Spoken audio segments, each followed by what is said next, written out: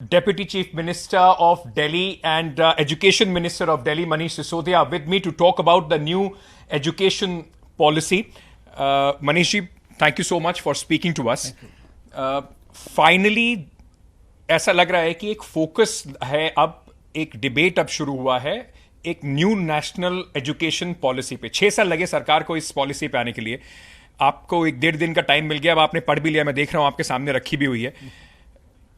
क्या आपको लगता है 5 प्लसेस और 5 नेगेटिव्स हैं इस पॉलिसी के अभी तक जो आपने पढ़ा? 5 करना थोड़ा सा टिपिकल है, पर इस पॉलिसी में बहुत सारी अच्छी बातें कही गई हैं। सबको एक जैसी एजुकेशन मिलनी चाहिए, क्रिटिकल थिंकिंग बच्चों के अंदर डेवलप होनी चाहिए, ये सारी अच्छी बातें हैं। लेकिन करेंगे कैसे, ये मिसिंग है। ये तो सारे दुनिया में बात होती है, देश में भी बात होती है, भाई क्रिटिकल थिंकिंग होनी चाहिए, रटने की क्षमता की जगह समझने की क्षमता पे बात होनी चाहिए, लेकिन उसको करोगे कैसे, वो सारी चीजें उससे मिसिंग है। तो जो भी ऑल गुड थिंग्स हैं वो इस पॉलिसी में मिल जाएंगे आपको, कि जो आप शिक्षा पे जो अच्छी अच्छी बातें करते हो, ऐसी होनी चाहिए, वैसी होनी चाहिए, वो हमने यहाँ भी लिख दिया है। लेकिन उसको हम करेंगे कैसे, वो मिसिंग है। लेकिन फिर भी कुछ अच्छी चीजें मैं आपको बोलूं। अर्ली चाइल्डहुड, 3 साल का जो बच्चा होता है, इनफॉर्मली हम नर्सरी केजी हमने देश में चल गए और उनको चलाए, पर बहुत बड़ा सेगमेंट है देश में जो अर्ली चाइल्डहुड का मिस हो रहा है, उसमें ठीक एजुकेशन नहीं मिल रही। ये पॉलिसी बात तो कहती है कि हम अर्ली चाइल्डहुड को अच्छा लेके आएंगे, ये पहली बार देश में कहा गया है कि मेन फ्रेम में हम 3 साल के बच्चे की एजुकेशन को लेके आएंगे, पर उसमें प्रॉब्लम है, उस पर मैं आगे बात करूंगा, जो आप कमियों की बात कर रहे हैं। इसने कहा हम ब्रेकफास्ट देंगे, अच्छी बात है। इसने कहा पॉलिसी ने कि हम बच्चों को चॉइस बेस्ड सिस्टम बनाएंगे, अभी बहुत हार्ड स्ट्रीम्स नहीं, बच्चे इधर से उधर फ्लेक्सिबल मल्टीपल एंट्री एग्जिट कर सकते हैं, ये अच्छी बात है। अगर बीएड देखें, 4 साल का बीएड करेंगे, ये अच्छी बात है। जो फाउंडेशन ईयर की बात की है, 5 साल का फाउंडेशन ईयर करने की बात कही है, ये अच्छी बात है। लेकिन सवाल वहीं आ जाता है कि आप इसको करोगे कैसे, पहला। दूसरा, एक बड़ी खामी जो मुझे इसमें नजर आ रही है वो ये कि ये पॉलिसी गवर्नमेंट स्कूल सिस्टम पर देश को निर्भर करने की जगह प्राइवेट स्कूल सिस्टम पर निर्भर करने की बात ज्यादा कर रही है, क्योंकि रेगुलेशन उस तरह से है। ये प्राइवेट स्कूल सिस्टम को बढ़ावा देगी, गवर्नमेंट स्कूल सिस्टम को बहुत मजबूत करने की जगह, और ये कहने की जगह कि हम तय करते हैं कि देश को गवर्नमेंट स्कूल सिस्टम से एजुकेट करेंगे, क्वालिटी एजुकेशन देंगे। ये पॉलिसी उस पर बात नहीं करती, ये प्राइवेट स्कूल सिस्टम पे बात करती है और ज्यादा रेगुलेशन पे बात करती है। ये इसकी बड़ी प्रॉब्लम्स है। आप कह रहे हैं कि मैं इसी जो लास्ट पॉइंट आपने बोला कि प्राइवेट स्कूल और गवर्नमेंट स्कूल वाला, कि गवर्नमेंट की जो रिस्पॉन्सिबिलिटी है कि क्वालिटी एजुकेशन लोगों को तक पहुंचाई जाए, बच्चों तक पहुंचाई जाए, वो प्राइवेट सेक्टर के ऊपर डाल रही है इस पॉलिसी में। गवर्नमेंट की ये जिम्मेदारी है कि अपने गवर्नमेंट स्कूल्स को इतना शानदार बनाए कि कोई भी पेरेंट अपने बच्चे को फीस देके प्राइवेट स्कूल में भेजने के बारे में मजबूर ना हो क्वालिटी एजुकेशन के लिए। ये पॉलिसी गवर्नमेंट स्कूल की जिम्मेदारी से भाग रही है। ये कह रही है कि हम प्राइवेट स्कूल को एंकरेज करेंगे। गवर्नमेंट स्कूल को जब आप प्राइवेट स्कूल के साथ पैरेलल एंकरेज करने की वो बात कर रहे हो, तो इसका मतलब आप मान चुके हो कि गवर्नमेंट स्कूल सिस्टम से देश एजुकेट नहीं हो पाएगा। आपको पॉलिसी तो बनानी चाहिए ना कि हम गवर्नमेंट स्कूल को वहां लेके आएंगे, फिर उसमें समय लगेगा, 1 साल लगेगा, 10 साल लगेंगे, 20 साल लगेंगे, पर आप उधर बढ़ना ही नहीं चाहते। आप तो कह रहे हो कि हम प्राइवेट स्कूल सिस्टम को भी एंकरेज करेंगे। मैं एक एक करके कुछ चीजों पे आपसे कमेंट लेना चाहता हूं, बिकॉज अल्टीमेटली जो एजुकेशन है वो स्टेट सब्जेक्ट है। इसमें इम्प्लीमेंटेशन के बारे में जो कुछ रोड मैप के बारे में बात नहीं हुई है। 6 साल लगे इसको करने में। क्या इसमें कुछ क्लैरिटी है आपके लिए कि दिल्ली के अंदर नई एजुकेशन पॉलिसी को कब तक, कैसे, किस तरीके से आप बैठकर उसको इम्प्लीमेंट करेंगे? कोई क्लैरिटी नहीं है। कुछ अच्छी विशफुल थिंकिंग्स हैं, जैसे कहा गया कि मैंने अर्ली चाइल्डहुड की बात की कि हम हर बच्चे को अच्छी अर्ली चाइल्डहुड एजुकेशन मिले, उस पर काम करेंगे। ये तो अच्छी बात है, लेकिन फिर आप कह रहे हो कि अच्छी अर्ली चाइल्डहुड देने के लिए 3 साल के बच्चे को एक समान अच्छी एजुकेशन देने के लिए हम आंगनवाड़ी सिस्टम पे जाएंगे और उसके साथ साथ प्री प्राइमरी एजुकेशन सिस्टम पे जाएंगे। तो आज भी यही हो रहा है। डीपीएस से लेके संस्कृति स्कूल से लेके देश के बड़े बड़े स्कूल देश भर में, मैं दिल्ली की बात करूं तो दिल्ली में भी है, प्री प्राइमरी एजुकेशन सिस्टम है। बहुत सारे लोग अपने बच्चों को वहां भेज के 3 साल के बच्चे को एजुकेशन दिला ही रहे हैं। बाकी देश के बच्चे, झुग्गियों में रहने वाले बच्चे, बहुत सारे बच्चे पहले से आंगनवाड़ी में जा ही रहे हैं। तो आंगनवाड़ी में भेज के और प्री प्राइमरी में भेज के आप एक समान कैसे करोगे, है ना? आपको गवर्नमेंट स्कूल सिस्टम में प्री प्राइमरी सिस्टम को लागू करके वहां अच्छा क्वालिफाइड टीचर लाके आप बात करते तो सबको एक समान मिलता। अभी आप कह रहे हो हम आंगनवाड़ी में देंगे बच्चों को एजुकेशन और प्री प्राइमरी सिस्टम में देंगे, तो आंगनवाड़ी और क्या इस पॉलिसी को लिखने वाले लोग, अगर उनको लगता है कि ये एक समान शिक्षा आपकी गारंटी ले सकती है, ये बात मानेंगे कि हाँ हम अपने बच्चे को आंगनवाड़ी सिस्टम में भेजने को तैयार हैं? राइट टू एजुकेशन अब 12th क्लास तक एक्सटेंड कर दिया गया है, उसके ऊपर आपकी क्या राय है? नहीं किया गया। इसमें कम से कम कहा तो ये है कि RT will be extended to class 12। हम इसकी तैयारी करेंगे। अरे 6 साल से तैयारी नहीं की आपने। आप 6 साल बाद, वैसे तो 34 साल बाद एक पॉलिसी आई, पर 6 साल बाद एक पॉलिसी ला रहे हो, उसमें भी जो भाषा आप यूज कर रहे हो वो कह रहे हो कि हम इस पर आगे काम करेंगे, उसके तरीके निकालेंगे। अरे तरीके क्या निकालने? आप 6 साल से आप तरीके नहीं निकाल पाए, फिर कब निकालोगे? मिसिंग है। तो अगले 20 साल भी अगर आप ये नहीं करोगे तो इसका मतलब तब तक तो 4 जनरेशन पढ़ के निकल जाएंगी। 6% नहीं कर रहे हैं, सो इसलिए नहीं कर रहे हैं उसको। अभी सिर्फ विशफुल थिंकिंग के रूप में लिखा गया, कैसे करेंगे कब करेंगे इस पे कोई चर्चा नहीं है। मतलब लार्जली एक विजन प्लान है पर उसका इंप्लीमेंटेशन का रोड मैप नहीं है, कोई तैयारी नहीं। तो आप as an education minister of a state कैसे इसको आप इंप्लीमेंट करेंगे? क्या इसमें से आप इंप्लीमेंट कर पाएंगे? नहीं, केंद्र सरकार को इंप्लीमेंट करना है ना भाई, नेशनल पॉलिसी बनाई है आपने। हमें जो करना है हम पिछले 5 साल में कर रहे हैं। इसमें बहुत सारी चीजें ऐसी हैं जो हो सकता है उन्होंने हमारे से और बाकी लोगों के एक्सपीरियंस से सीखी हों, उसमें लिखी है उन्होंने। जैसे मेंटर टीचर प्रोग्राम लेके आएंगे, हमने मेंटर टीचर प्रोग्राम इंप्लीमेंट कर दिया है। इन्होंने लिखा है कि साहब स्कूल के टॉयलेट्स वगैरह सब शानदार होने चाहिए, टीचर्स का वर्किंग स्पेस शानदार होना चाहिए, पर उसको जब तक आप फंड नहीं दोगे होगा नहीं। हमने फंड दिया और दिल्ली में कर दिया। फंड के बारे में बात करते हुए 6% उन्होंने कहा जीडीपी का। पहली बार इस देश में इस तरह की बात हुई है कि 6% ऑफ द जीडीपी जो है वो एजुकेशन सेक्टर में लगाया जाएगा। मैं आपको करेक्ट कर दूं जी, पहली बात तो पहली बार नहीं हो रही। 1966 से एजुकेशन पॉलिसीज में ये लिखा जाता रहा है कि हम 6% जीडीपी का एजुकेशन में लगाएंगे। इन्होंने भी यही लिखा है कि हम 6% लगाने के लिए राज्यों के साथ मिलकर काम करेंगे। बिल्कुल नहीं होगा। जब 1966 से आज तक नहीं हुआ, आप कैसे कर लोगे?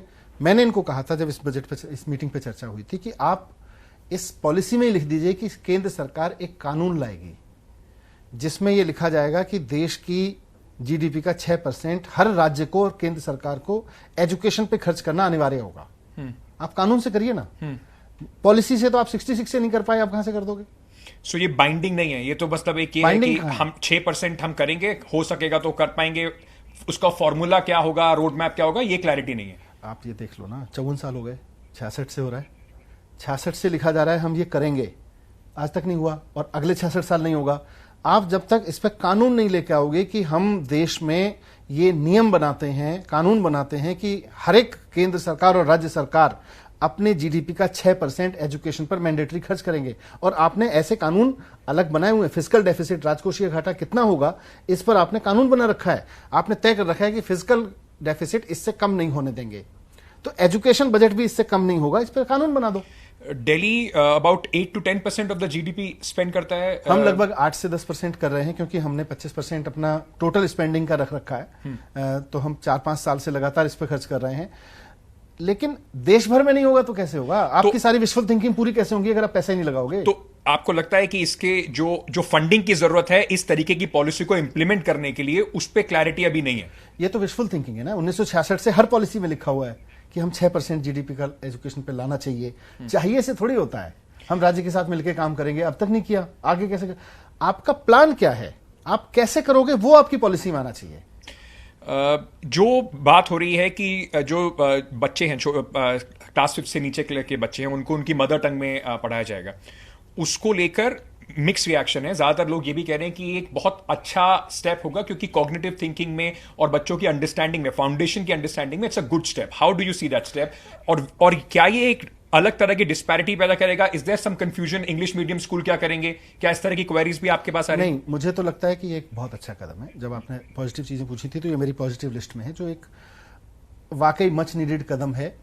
और मैं उन पेरेंट्स को और उन स्कूल्स को कहना चाहता हूं जिनके अंदर ये कंफ्यूजन है कि अगर हमने बच्चे को पैदा होते ही अंग्रेजी नहीं सिखानी शुरू की तो उसका क्या होगा। कुछ नहीं, कोई असर नहीं पड़ेगा।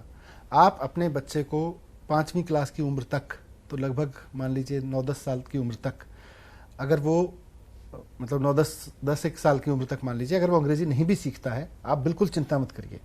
अगर उसने अपनी मदर टंग में अपनी फाउंडेशन डेवलप कर ली तो भाषाएं सीखना उसके लिए बाएं हाथ का काम हो जाएगा, चुटकी बजाते ही वो भाषाएं सीखने लगेगा। अभी प्रॉब्लम क्या हो गई है कि हम अंग्रेजी सिखाने के चक्कर में उसके सीखने की प्रक्रिया को कम कर देते हैं। तो इससे मैं एकदम सहमत हूं। मैंने बहुत सारे देशों का मॉडल स्टडी किया है, वहां इस बात पे बहुत डिबेट हुई थी उस दौरान भी कि कैसे होगा। और ये रिसर्च है कि मतलब 5th क्लास तक तो नहीं शायद, लेकिन वो 10 वर्ष की उम्र तक मातृभाषा में सिखाते हैं। और फिर ये कंपैरिजन भी किया गया कि जिन बच्चों ने बचपन से, जन्म से अंग्रेजी सीखी, मतलब 3 साल की उम्र से अंग्रेजी सीखनी शुरू की, और जिन बच्चों ने 10वीं साल में अंग्रेजी सीखनी शुरू की, उनकी अंग्रेजी की क्षमता में 15-16 साल की उम्र में कितना अंतर था। तो ये पाया गया कि दोनों बराबर थे। और कई मामले में जिस बच्चे ने अपनी मातृभाषा में फाउंडेशन किया, उसका वो ज्यादा इंटेलिजेंट था। तो ये एक अच्छा कदम है और मुझे लगता है इसको बहुत ओपन रूप से देखना चाहिए। स्कूल एजुकेशन से, मतलब यूनिवर्सिटी पे आने से पहले मैं एक और सवाल आपसे पूछना चाहता था कि आपने एक बात बोली थी, मैं पढ़ रहा था कि there is confusion in the examination model. जो कंटिन्यूस इवैल्यूएशन है उसको लेकर आपकी क्या क्रिटिक है इसके ऊपर? क्योंकि ऑलरेडी पॉलिसी कहती है कि एक नेशनल लेवल एग्जामिनेशन होगा for various entrance exams 12th class के बाद, और जो 12वीं क्लास का बोर्ड एग्जामिनेशन है उसको ईज करने की, उसको थोड़ा और इजी बनाने की बात इस पॉलिसी में कही गई। देखो, पहली बात तो ये जो पॉलिसी है ये बोर्ड एग्जाम के फोबिया से बाहर नहीं निकल पाई है। आज दुनिया भर के प्रोग्रेसिव एजुकेशन सिस्टम्स, जिन कंट्रीज को हम डेवलप मानते हैं, उन्होंने अपना एजुकेशन सिस्टम ऐसा कर रखा है कि वहां बोर्ड एग्जाम कुछ नहीं होता है। वहां केवल और केवल बच्चे का असेसमेंट होता है और कंटिन्यूस असेसमेंट होता है। आपने आज उसको सिखाया, उसको समझ में आया कि नहीं आया, उसका तुरंत असेसमेंट होता है, या सब्सिक्वेंट में असेसमेंट करते रहते हैं। और साल के अंत में उसी को एक्यूमुलेट करके वो कि पूरे साल इसने जो हमने सिखाने की कोशिश की, इसने कितना समझा, उसको उतना हर पूरे साल के मूल्यांकन को उठा के वो उसको अपग्रेड करते हैं। हमको लगता है कि 3 साल के अंत में 3 घंटे का एक एग्जाम लेंगे और उसमें हमको तय पता चल जाएगा कि बच्चे ने क्या सीखा नहीं सीखा। ये बहुत ऑर्थोडॉक्स तरीका है, फेल्ड तरीका है समझने का। मैं तो इसके बहुत खिलाफ हूं। अब ये पॉलिसी ये कह रही है कि साहब हम साल के अंत में एक एग्जाम तो करेंगे, उस पर हम नहीं मानेंगे, हम उसको इजी कर देंगे। अरे उसको इजी या टफ करने की बात नहीं है। बात यह है कि साल के अंत में 3 घंटे के एग्जामिनेशन सिस्टम से आप कुछ नहीं समझ सकते बच्चे के बारे में। क्या ऑल्टरनेटिव है? आपका सजेशन क्या होता है? Continuous evaluation. आप अपने टीचर्स को एक समय बनाइए, 5 साल 6 साल का समय लीजिए और 5-6 साल में सारे टीचर्स की ट्रेनिंग कराइए कि कंटिन्यूस इवैल्यूएशन कैसे होगा, और तय करिए कि 5 साल बाद हम बोर्ड एग्जाम और ईयर एंड एग्जाम्स को खत्म कर देंगे, काफी हद तक डायल्यूट कर देंगे। इसका एक मॉडल हमने हायर एजुकेशन में, अम्बेडकर यूनिवर्सिटी दिल्ली में है, उसमें फाइनल जो एग्जाम होता है वो कोई मायने नहीं रखता। उसमें बच्चे का हमेशा लगातार इवैल्यूएशन चलता रहता है और साल के अंत में भी एक परीक्षा होती है, वो प्लस बाकी सारी पुरानी परीक्षाएं मिलकर हम उसका एक रिजल्ट देते हैं और उसके आधार पर बच्चे को अगले ईयर में प्रमोट करते हैं। यही चीज दुनिया के बहुत सारे देशों में, अमेरिका, यूरोपियन कंट्रीज, जितने हम, जापान देख लीजिए, सिंगापुर देख लीजिए, इन सब में कंटिन्यूस इवैल्यूएशन एक मान्य प्रोसेस है। हम उससे सीख के ये बोर्ड खत्म कर देनी चाहिए, बोर्ड की जरूरत ही नहीं है। नहीं तो क्या इस तरह का कोई मॉडल, आपका एक्सपेरिमेंटल मॉडल आपने दिल्ली के किसी स्कूल में भी इम्प्लीमेंट करा है आपने, या जो आप सरकार को पेश कर सकें? जो नए पाठ्यक्रम लागू किए हैं, जो हैप्पीनेस करिकुलम लागू किया, एंटरप्रेन्योरशिप माइंडसेट करिकुलम लागू किया, उसमें हमने अंत में कोई परीक्षाएं नहीं रखी है। हम बच्चे को हमेशा अगले क्लास में प्रमोट करके उस बच्चे को अपग्रेड करते हैं। पॉलिसी में एक और खामी है कि एक तरफ हम कह रहे हैं कि हम उसकी बोर्ड परीक्षा कराएंगे, फिर कह रहे हैं जब बच्चा बोर्ड परीक्षा देके पास हो जाएगा तो फिर हम उसका एक नेशनल टेस्ट कराएंगे, नेशनल टेस्टिंग एजेंसी होगी, उसके आधार पर उसके एंट्रेंस होंगे। अरे जब आप नेशनल टेस्टिंग एजेंसी के जरिए एग्जाम करा रहे हो तो फिर ये बोर्ड की क्या जरूरत है? तो आप बच्चे को एग्जाम आफ्टर एग्जाम के लिए कर रहे हो। आप अथॉरिटी बाय अथॉरिटी, नई अथॉरिटी, नेशनल टेस्टिंग एजेंसी अलग होगी, बोर्ड अलग होगा, बोर्ड के ऊपर एक रेगुलेटरी बोर्ड अलग होगा, स्कूल्स का रेगुलेटरी अथॉरिटी अलग होगी, डायरेक्टरेट अलग होगा, एजुकेशन डिपार्टमेंट अलग होगा। इतनी सारी एजेंसीज क्रिएट करना चाहते हैं, क्या फायदा है? तो आपको लगता है इससे मोर रेगुलेशन बढ़ेगा, आपको आपके लिए परेशानी होगी, मतलब सिस्टम के लिए परेशानी होगी, टीचर्स के लिए परेशानी होगी। भाई टीचर्स फिर एक रेगुलेटरी बोर्ड कुछ कहा करेगा, एक फिर बोर्ड कहेगा, फिर एक नेशनल टेस्टिंग एजेंसी होगी। बच्चा जाना चाहता है आईआईटी में, फिर नेशनल टेस्टिंग एजेंसी का एग्जाम भी उसको पास करना है क्योंकि वहां के एक अलग असेसमेंट है। 12वीं की बोर्ड की परीक्षा उसको पास करनी है। फिर एक बोर्ड, क्या बोलते हैं उसको, रेगुलेटरी बोर्ड होगा, रेगुलेटरी अथॉरिटी होगी, वो भी क्वालिटी चेक करेगी, भाई एजुकेशन की क्वालिटी कैसी मिल रही है, वो अलग से डायरेक्शन देगी। स्कूल तो परेशान हो जाएगा। मनीष जी, स्कूल सिस्टम से अगर हम आगे जो अंडर ग्रेजुएट सिस्टम है उसकी तरफ पहुंचे तो इसमें कई लोग कह रहे हैं कि एक बड़ा ही रेवोल्यूशनरी स्टेप सरकार अब लेने जा रही है। मल्टीपल ऑप्शंस होंगे बच्चों के पास एंट्री और एग्जिट के। आप 1 साल की पढ़ाई करें आपको डिप्लोमा मिल जाएगा, आप उसी के तरीके से आप 3 साल की पढ़ाई करें आपको बैचलर डिग्री मिल जाएगी। 4 इयर्स की अंडर ग्रेजुएट डिग्री की सरकार बात कर रही है। उस जो अंडर ग्रेजुएट मल्टी ऑप्शन जो है एंट्री और एग्जिट के, मैं सब्जेक्ट्स के बारे में बाद में आऊंगा, जो इस तरह का जो असेसमेंट है, जो नया पॉलिसी है, उसके बारे में इम्प्लीमेंटेशन की जो कम से कम बात है उसके बारे में क्या सोचते हैं? और मल्टी डिसिप्लिनरी एक अच्छा आइडिया है, पर हमें यह समझना पड़ेगा कि ये एक प्रोग्रेसिव कदम है। इसीलिए मैंने कहा जब बच्चा 1 साल कोर्स करके निकल जाए, बाद में कभी पढ़ना चाहे तो उसका 1 साल की कोई वैल्यू होनी चाहिए, और वो उसके 1 साल को डिप्लोमा सर्टिफिकेट कुछ बोल सकते हो आप, जो अब बहुत सारे देश लागू कर चुके हैं, हम ही रह गए थे। तो हम भी इसको लागू कर देंगे। 4 साल का कोर्स करना अच्छी बात है, बीएड को 4 साल का करना। जब आप डॉक्टर 4 साल में बनाते हो, 6 साल में, इंजीनियर 4 साल का पढ़ा के बनाते हो मिनिमम, तो टीचर आप ये मान के चलते हो 2 साल में तैयार हो जाएगा। तो ये आपका सोच थोड़ा ठीक नहीं था। ये अच्छी सोच है कि हम 4 साल का बीएड करें, लेकिन देश के सारे कॉलेजेस को, इंस्टीट्यूशंस को मल्टी डिसिप्लिनरी बनाना, ये मुझे थोड़ा सा बचकाना हरकत लग रही है। क्यों? ये वेल थॉट डिसीजन नहीं लग रहा है। ये पॉलिसी कहती है कि हम देश के सारे इंस्टीट्यूशंस और कॉलेजेस और यूनिवर्सिटीज को मल्टी डिसिप्लिनरी बनाएंगे। अब आप मुझे बताइए कि आज देश में बड़ी 40-50 साल, कोई 10 साल 15 साल की मेहनत के बाद और जर्नी के बाद एक इंस्टीट्यूट ऐसा खड़ा होता है जो अपने सेक्टर का स्पेसिफिक है, वो अपने सेक्टर के लीजेंड्स देता है, वो अपने सेक्टर के लिए रिसर्च देता है, बड़े बड़े काम करता है। आप अब IIT को बोलोगे कि आप फिल्म मेकर्स बनाओ, एक्टर्स बनाओ, एक्टिंग सिखाओ, और पुणे के FTI को बोलोगे कि आप इंजीनियरिंग सिखाओ, आप एग्रीकल्चर यूनिवर्सिटी को बोलोगे आप बिजनेस मैनेजमेंट सिखाओ, आप IIM को बोलोगे आप एग्रीकल्चर सिखाओ, खेती करना सिखाओ, तो कैसे होगा? मतलब आपको मल्टी डिसिप्लिनरी चाहिए, और दुनिया भर में है, इंडिया में भी है, और बहुत सारी यूनिवर्सिटीज मल्टी डिसिप्लिनरी ही हैं, पर कुछ सेक्टर स्पेसिफिक रिसर्च इंस्टीट्यूट्स हैं जो अपनी एक जर्नी के बाद एक बड़ी लेगेसी के साथ आगे चलते हैं, और वो देश को एक बहुत अलग तरीके का टैलेंट देते हैं। आप उन सबको डाइल्यूट कर दोगे एक झटके में, अगर आपने ये जिद की कि हम सबको मल्टी डिसिप्लिनरी बनाएंगे। नहीं तो क्या सरकार को ये ऑप्शन रखना चाहिए कि IIT अपना, क्योंकि IIT में भी देखिए धीरे धीरे अब एक्सपेंशन हो ही रहा है, IIT में कई जगह पे MBA भी शुरू कर दिया गया है, तो बहुत सारी चीजें ऑलरेडी इस तरह की एक्सपेरिमेंट चल रहे हैं। नहीं, मल्टी डिसिप्लिनरी में अगर आप प्रयोग कर रहे हो कि वहां कोर इंजीनियरिंग के साथ साथ आप मैनेजमेंट भी सिखा रहे हो, तो कोई दिक्कत नहीं है। पर अगर आप कह रहे हो हम आर्ट्स भी सिखाएंगे वहां पे, भाई आज दिल्ली की बात करें, सेंट स्टीफेंस में शानदार आर्ट के सब्जेक्ट, बहुत, मतलब एक एग्जांपल ले रहा हूं, ऐसे बहुत सारे कॉलेज है। सेंट स्टीफेंस में शानदार BA हिस्ट्री सिखाया जाता है, MA हिस्ट्री करा जाती है, बहुत बढ़िया है। IIT में शानदार IT इंजीनियर दिया जाता है। आप IIT से एक्सपेक्ट करोगे कि आप MA हिस्ट्री भी कराओ, BA हिस्ट्री भी कराओ, उसमें लिखा हुआ है कि आर्ट्स के सब्जेक्ट को भी, इन्होंने IIT का एग्जाम्पल लेके तो क्लियर लिखा हुआ है कि आप आर्ट्स के सब्जेक्ट में भी आप स्पेशलाइजेशन बच्चों को कराएंगे। कैसे कराओगे यार? क्यों? मतलब आप IIT को IIT रहने दो, सेंट स्टीफन को सेंट स्टीफन रहने दो, लेकिन मल्टीपल डिसिप्लिनरी की बहुत सारी कॉलेज यूनिवर्सिटी पहले से ही चल रहे हैं, लोग उनका फायदा उठा सकते हैं। पर जैसे विदेशों में अगर आप देखें तो यूनिवर्सिटीज जो हैं उनमें जो स्पेसिफिक यूनिवर्सिटीज, जैसे आप MIT भी ले लें, लेकिन MIT में और डिसिप्लिन्स भी हैं। शुरुआत में लोग बच्चों को और सब्जेक्ट्स पढ़ने का भी ऑप्शन एक होता है, तो आपको लगता है कि हमें उस मॉडल की तरफ जाना चाहिए रादर देन ये स्पेसिफिक यूनिवर्सिटी मॉडल? नहीं, आज देखिए MIT आज बिजनेस एडमिनिस्ट्रेशन की भी बात करता है MIT, लेकिन MIT फिल्म मेकर्स नहीं देता है। MIT आर्ट्स की बात नहीं करता, हिस्ट्री में MA नहीं करा रहा है आपको MIT। अगर आप, मुझे नहीं पता क्योंकि इसकी जो लैंग्वेज है वो डेंजरस है।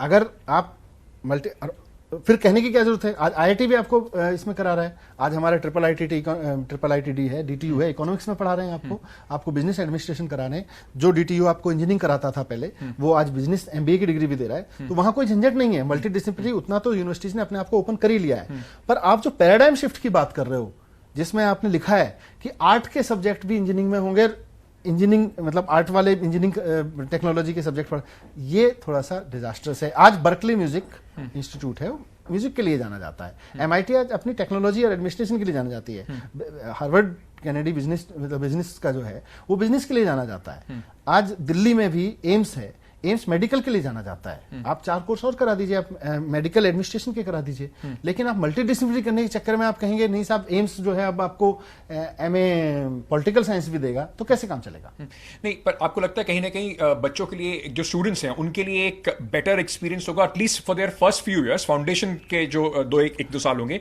अगर वो एक्सपेरिमेंट करके देखना चाहें कि कई बार, क्योंकि हमारे देश में अभी तक का जो सिस्टम रहा है उसमें ये भी रहा है कि बहुत सारे बच्चे अंडर प्रेशर इंजीनियर ही बनना है, वो बेचारे चले तो जाते हैं, वहां जाके फिर फंस जाते हैं, मीडियोकर इंजीनियर्स फिर निकलते हैं, तो उनके लिए आपको लगता नहीं उनके लिए एक बेटर ऑप्शन होगा अगर उनको ऐसा लगता है? उनके लिए बहुत ऑप्शंस पहले से उपलब्ध हैं।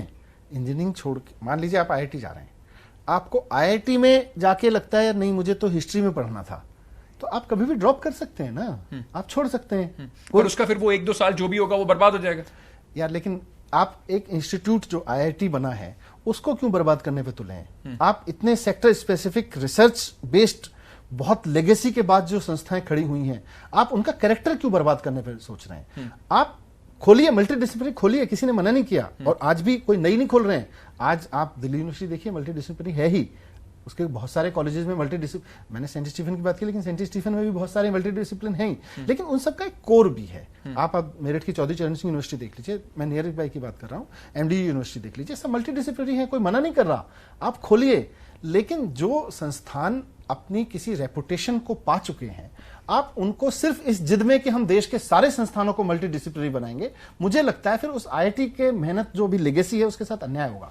फॉरेन यूनिवर्सिटीज का जो बात हुआ कि फॉरेन यूनिवर्सिटीज भी इंडिया में आ पाएंगी, उसको लेकर आपका क्या व्यू है? बहुत कुछ पॉलिटिकल ऑपोजिशन उसकी है लोगों की, पर मोटा मोटा काफी सारे लोग एटलीस्ट जो अफोर्ड कर सकते हैं इस तरह की यूनिवर्सिटीज को, उनके लिए ये काफी अच्छा होगा। आपको बाहर ना जाके आपको देश के अंदर उस तरह की एजुकेशन करना चाहिए, और अफोर्ड की बात नहीं है, गवर्नमेंट यूनिवर्सिटीज के साथ टाइप कराइए उनका। हम तो इस पॉलिसी में जैसे ओपनिंग मिलेगी हम इसको कराएंगे। हम अपने जो हमारी दिल्ली की यूनिवर्सिटीज़ हैं, सरकारी यूनिवर्सिटीज़ हैं, हम तो चाहेंगे कि अफोर्ड करने का मतलब सवाल तब आएगा जब बहुत महंगी हो जाए। पर आज डीटीयू की, IIIT की, या जो बाकी दिल्ली यूनिवर्सिटीज़, दिल्ली के सरकार के कॉलेजेस और यूनिवर्सिटीज़ हैं, उनमें मैं चाहूँगा कि हार्वर्ड के साथ, MIT के साथ, ऑक्सफोर्ड के साथ में, कैम्ब्रिज के साथ में हमारे टाइप्स हों। आज मैं अपने टीचर्स को पढ़ने के लिए वहाँ भेज रहा हूँ, प्रिंसिपल्स को ट्रेनिंग के लिए। कल को वहां के साथ मेरा टाइप होगा तो वही क्वालिटी की एजुकेशन मुझे, मेरे टीचर्स को यहां मिलने लगेगी। तो ये तो एक अच्छा कदम है, लेकिन हम सिर्फ ऐसा ना सोचें कि उनको महंगा करना है, प्राइवेट के साथ ही टाइप करना है, वो गवर्नमेंट के साथ टाइप करेंगे तो अच्छा रहेगा। मनीष जी, एक बहुत बड़ा सवाल ये भी है कि जो क्वालिटी ऑफ टीचर्स है, क्वालिटी ऑफ प्रोफेसर्स है, बिकॉज अल्टीमेटली अभी भी देश के अंदर बहुत कमी है। अभी भी आप देखिए कि टीचर्स को लेकर बहुत सारे इश्यूज हर दूसरे चौथे दिन आपको अखबार में मिल जाते हैं, चाहे वो रेगुलराइजेशन हो, चाहे वो क्वालिटी ऑफ टीचर्स हो, रिक्रूटमेंट हो, उसको लेकर पॉलिसी में जो आप देख रहे हैं, आपको लगता है उससे कुछ फायदा मिलेगा? बिकॉज इसमें टीचर्स ट्रेनिंग के बारे में भी बात बहुत स्पेसिफिकली करी गई है कि टीचर्स की ट्रेनिंग, बीएड जैसे आप कह रहे थे अब 4 साल का हो गया। Do you think that it is going to somehow जो क्वालिटी ऑफ टीचर्स है इंडिया का, उसको भी ऊपर लेके जाएगा? बिकॉज एक वो बहुत बड़ा इंपॉर्टेंट फैक्टर होगा। विशफुल थिंकिंग तो है कि भाई टीचर्स की जो 4 साल की ट्रेनिंग रहेगी, 2 साल की बीएड की जगह हम 4 साल का बीएड करेंगे, वो अच्छा है, तो फ्यूचर के लिए अच्छा है। जो नए टीचर्स आपके लिए आएंगे वो 4 साल की रिग्रेस ट्रेनिंग के बाद आ रहे होंगे, और उस ट्रेनिंग को और सुदृढ़ किया जा सकता है। पर आज की तारीख में 30 करोड़ बच्चे हैं हमारे स्कूलों में, और उनको करीब 80 लाख टीचर्स पढ़ा रहे हैं। उन 80 लाख टीचर्स को अगर आप एक्सपोजर नहीं दोगे, आप उनको दुनिया भर की अच्छी शानदार ट्रेनिंग्स नहीं दोगे, जैसे हमने दिल्ली में किया, हमने फिनलैंड से लेके, कैम्ब्रिज से लेके सिंगापुर तक, अमेरिका, रूस, जर्मनी, सबका समझाया। हमने IIM में उनकी ट्रेनिंग कराई, हमने उनके देश के जो प्राइवेट स्कूल्स हैं उनमें उनको सीखने के लिए भेजा, देश के नामी प्राइवेट स्कूल्स में सीखने के लिए भेजा, अच्छी लर्निंग्स के बहुत सारे एजुकेटर्स को जोड़ा साथ में। जब तक आप एग्जिस्टिंग टीचर्स को भरोसा करके उसको मजबूत नहीं करोगे, वो आज 80 लाख टीचर्स ही पढ़ा रहे हैं ना आपकी जनरेशन को, आप उनके साथ भी तो, उनको भी तो स्पेस दीजिए ताकि वो भी अपने आप को ग्रोथ में अपनी ग्रोथ कर सकें। कितना, बिकॉज इस सरकार के 3.5 साल बचे हैं, तो अगर ये मान के चलें सरकार कम से कम 6 साल उन्होंने लगा के विजन डॉक्यूमेंट बनाया है, तो इस डॉक्यूमेंट को हम तो ये मान के चल रहे हैं कि वो चाहेंगे कि इंप्लीमेंट करा जाए उनकी सरकार इलेक्शन अगले होने से पहले। कितना ईजी डिफिकल्ट रहेगा इस पॉलिसी को जमीन पर लेकर आना? नहीं, इस पॉलिसी में ऐसा क्या क्या है जिसको जमीन पे लाने की बात है? जैसे मैंने कहा कि 4 साल का बीएड है, वो आप तुरंत कर सकते हो, कोई दिक्कत नहीं है। स्टेट यूनिवर्सिटीज़ भी उसको अडॉप्ट कर लेंगी। आप फाउंडेशन कोर्स में सारे देश के लिए एक पॉलिसी आपने बनाई दी, इसको आगे बढ़ा सकते हो कि अब सब medium of instructions up to grade 5 और ईयर ऑफ 10 ईयर और समथिंग लाइक दिस आप मातृभाषा में करोगे, कोई दिक्कत नहीं है, चीजें हो सकती हैं। पर जब तक आप कमिटेड नहीं होगे पैसे को लेके कि हम 4 खर्चे और बाद में कर लेंगे, पहले एजुकेशन पे खर्च करेंगे, तब तक इनमें से एक काम नहीं होने वाला। मैं आज बता रहा हूँ। मैं एक बस इस पे आखिरी एक सवाल आपसे पूछना चाहूँगा एजुकेशन पॉलिसी को लेकर, कि सरकार ने जिस तरीके से अब इसका एक जो विजन बनाया है कि इन चीज़ों को इम्प्लीमेंट करा जाए, एक ओवरहॉल करा जाए पूरे सिस्टम का, साथ ही साथ अभी कोविड के टाइम में ये बहुत ई एजुकेशन के बारे में, ई लर्निंग के बारे में एम्फेसिस है, बहुत ज़रूरी है आज के टाइम को लेकर। दिल्ली के सरकारी स्कूल के बच्चे अभी भी काफ़ी बच्चे स्ट्रगल कर रहे हैं उनके पास जो ऑनलाइन क्लासेस हैं उसको अवेल करने के लिए। कितना इससे बूस्ट मिलेगा और कहाँ कमी है जिसको दूर करने की जरूरत कोई है? जिक्र नहीं है इसके। देखिए, पहली बात तो ये अभी के लिए पॉलिसी तो पता नहीं कब इम्प्लीमेंटेशन में आएंगी, इसमें लिखी हुई चीजें और सिर्फ विजुअल थिंकिंग के रूप में लिख दी गई है। उनका कोई प्लान नहीं है इनके पास में, करेंगे इस पे, हम कराएंगे, इस पे सोचेंगे, इस पे बात करेंगे, ये सब भाषा है। ऑनलाइन एजुकेशन सिस्टम एक मजबूरी है, सॉल्यूशन नहीं है। अल्टीमेट सॉल्यूशन तो एजुकेशन का क्लास में ही जाके और फील्ड में जाके ही एजुकेशन है, स्कूल में जाके या कॉलेज में जाके और फिर फील्ड में जाके। ऑनलाइन तो मजबूरी है, अब हम भी कर रहे हैं। दिल्ली का मैं रोज रिव्यू कर रहा हूँ अलग अलग जोन्स में जाके, और लगभग मैं देख रहा हूँ 80% बच्चों के पास में ऑनलाइन सिस्टम की सुविधा है। 20% बच्चे अभी भी छूट जा रहे हैं। इसीलिए हमने अपने जो दिल्ली में काम शुरू किया है उसको हम ऑनलाइन नहीं कह रहे, हम कह रहे हैं सेमी ऑनलाइन। मतलब 80% बच्चे ऐसे हैं जो ऑनलाइन इंस्ट्रक्शन ले लेते हैं, 10% 20% बच्चे ऐसे हैं जो अलग अलग स्कूल्स में, जो हमने कहा है भाई अगर आपको ऑनलाइन सिस्टम अवेलेबल नहीं है आप स्कूल आ जाइए, आपके पेरेंट्स स्कूल आके आप अपनी वर्कशीट ले जाइए, फिर हमारे टीचर्स फोन पे उनको इंस्ट्रक्ट कर देते हैं। तो ये हमारे टीचर्स ने बहुत अच्छे से मैनेज कर लिया है और ऑलमोस्ट जिन जिन बच्चों से संपर्क हो पा रहा है, क्योंकि बहुत सारे बच्चे अभी लॉकडाउन के दौरान बिहार चले गए हैं तो उनसे बिहार से ही संपर्क कर रहे हैं, महाराष्ट्र चले गए तो महाराष्ट्र से ही संपर्क किया जा रहा है, जिस राज्य में भी वो थे वहां से संपर्क किया जा रहा है। तो हमारी कोशिश ये है कि हम अपने 100% बच्चों से ऑनलाइन या पर्सनल फोन से या उनको हफ्ते में एक बार स्कूल बुला के उनको वर्कशीट देके, पढ़ाएंगे नहीं वहाँ, वर्कशीट देके फिर फोन पे इंस्ट्रक्शन देके, इस तरह से हम पढ़ा रहे हैं। अभी मैं रिव्यू करने गया था तो एक टीचर ने मुझे बताया कि जी एक बच्ची से मेरा संपर्क नहीं हो पा रहा था, मैंने पड़ोस में रहने वाले एक बच्चे को उसके घर भेजा तो पता चला उसके यहाँ मोबाइल नहीं है, तो मैंने पड़ोस वाले बच्चे को कहा बेटा तू उसके साथ भी शेयर कर लेना।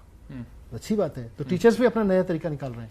मैं 2 सवाल इससे हटके आपसे पूछना चाहूँगा क्योंकि ज़रूरी सवाल है। अनलॉक 3 की बात हो रही है, जिम खोल दिए गए हैं, सरकार तो कम से कम ये कह रही है स्विमिंग पूल, जिम्स और इस तरह की चीज़ें। दिल्ली सरकार का क्या क्या प्लान है?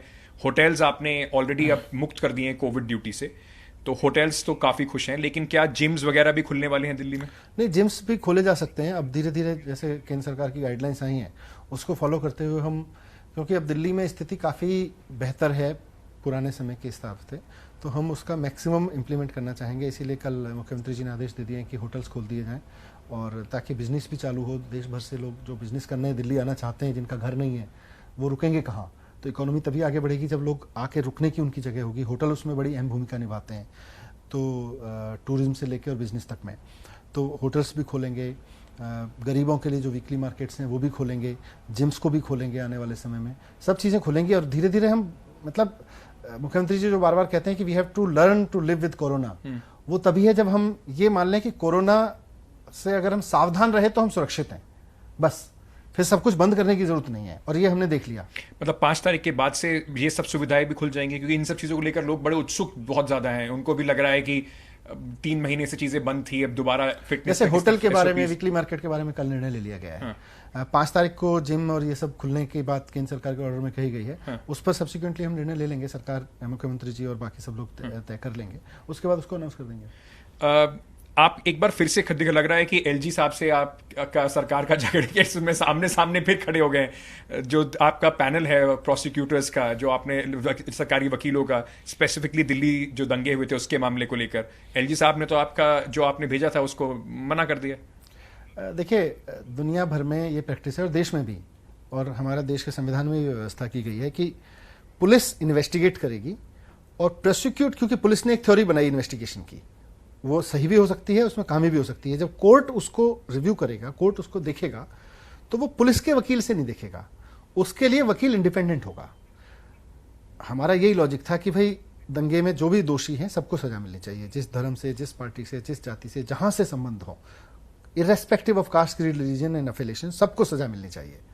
लेकिन पुलिस की इन्वेस्टिगेशन में कोई फ्लॉ नहीं है, ये पुलिस तय ना करे। पुलिस का वकील होगा, उसको तो अपना पुलिस की चीजें सारी ठीक ही लगेंगी। कोर्ट को ठीक से जस्टिस देना है, कोर्ट को ठीक से न्याय करना है, उसमें एक इंडिपेंडेंट लीगल सिस्टम बहुत जरूरी है, और यही संविधान में हमारी व्यवस्था है। हम उसके लिए फोर्स कर रहे थे, लेकिन अब संविधान में एलजी साहब के पास पावर है केंद्र सरकार के वकील नियुक्त करने की। अब केंद्र सरकार जिद पड़ी हुई है कि हम अपने वकील नियुक्त करेंगे, उनके पास वो पावर है। रिजॉल्व कैसे होगा ये? नहीं, अब वो अपनी पावर का मिसयूज करेंगे, वो क्या कर सकते हैं। पॉलिटिकली आप इसका मुद्दा बनाएंगे क्या? नहीं, पॉलिटिकली तो मुद्दा हमने तो बोला ही हुआ है कि भाई ये गलत कर रहे हैं। मनीष जी, बहुत बहुत शुक्रिया हमसे बात करने के लिए। Thank you so much, because it was very important कि आपसे थोड़ा समझा जाए कि नेशनल एजुकेशन पॉलिसी में आपका क्या है पूरा view, because you been one of the minister who has been very vocal about the education system in the country. So thank you so much for speaking to us, Manish Sisodia.